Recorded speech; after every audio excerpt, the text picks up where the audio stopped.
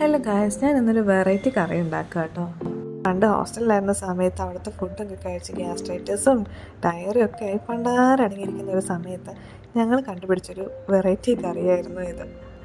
കുക്കിങ്ങിൻ്റെ ബാലപാഠം പഠിച്ചു തുടങ്ങിയ സമയത്ത് ആടെന്തൊക്കെയോ കിട്ടിയ അറിവ് വെച്ചിട്ട് ഞങ്ങളുടെ എന്തൊക്കെയോ കാട്ടിക്കുട്ടലുകൾ കാരണം ഉണ്ടാക്കിയെടുത്തൊരു കറിയായിരുന്നു കേട്ടോ ഇത്.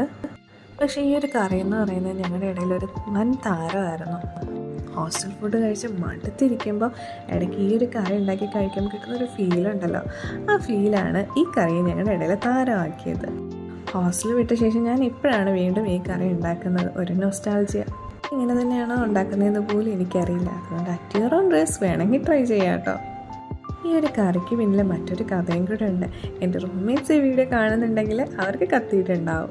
അത് ഞാൻ മറ്റൊരു വീഡിയോയിൽ പറയാം കേട്ടോ. അപ്പോൾ വീഡിയോ ഇഷ്ടമായെങ്കിൽ ലൈക്ക് ചെയ്ത് സബ്സ്ക്രൈബ് ചെയ്ത് കൂടെ കൂടാൻ മറക്കണ്ട കേട്ടോ.